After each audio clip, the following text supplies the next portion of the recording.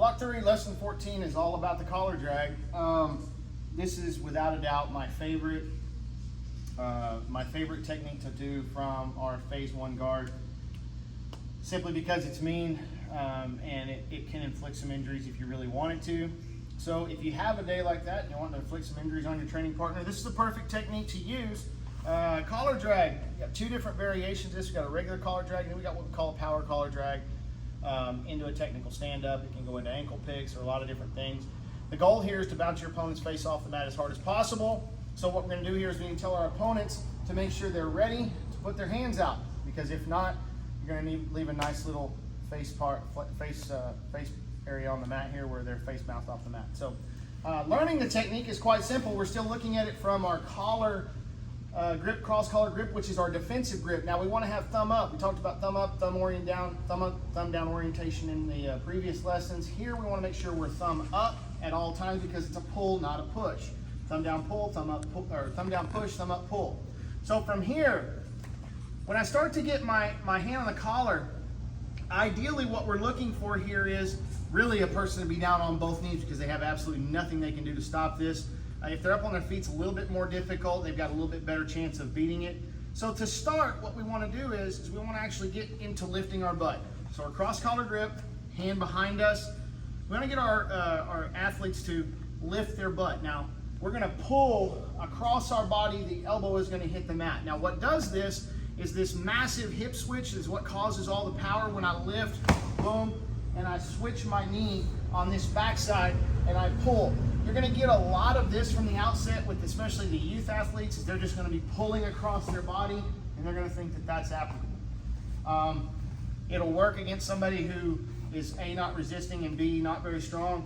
If you start getting into where somebody's resisting, they're going to have very little success with that. So the first thing I want to do is I always try to get them to understand the hip switch without the pull. So from here, we're going to lift, boom, and just flop to the other side. It's going to be ugly for the first couple times. Now, you adults, I'd rather you not lay all the way down. Kids tend to get it this way, and then we kind of just chop off the back end of it with them laying down. So from here, it's very similar to how we taught the standing. We did it on the ground too. Yeah. So, did we do that on the ground in the first block 1? So if we did it on block 1, it's very similar. Here, we're just in this tilted butterfly position. So easiest thing to do is lift and leave one foot in place and then just flop kind of to the left side. My bad, flop to the left side. So here, up, boom, and we're pulling them down. Good hard flop to the left side. Boom. And then we want to make sure we rock back up to go ahead and attack the back. Now, as they get more proficient with this, you're going to see they don't have to lay down quite so much. You might want to start to the side a little bit to prevent some of the, Start where? like start this person to the side just a little bit to prevent the That's a face good point. punch and Another good point Coach Oppo brought up here is make sure that we're not square. If you're square, you're probably going to punch them right in the face.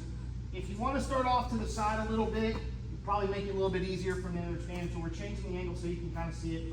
This pop drags them down kind of to the right.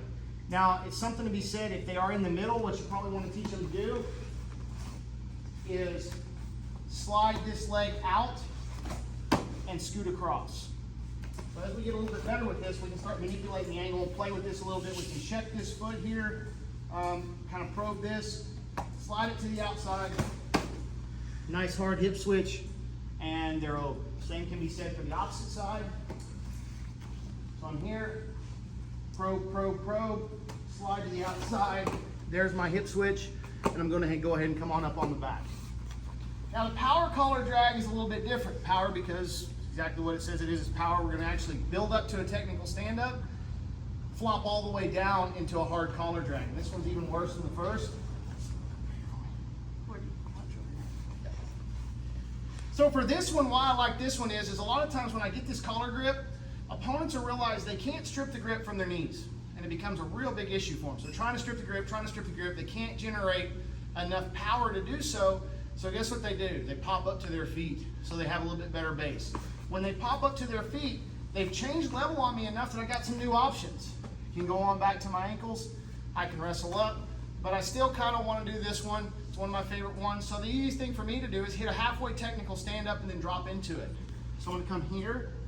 Now I've generated probably 3 times as much momentum when I flop through this.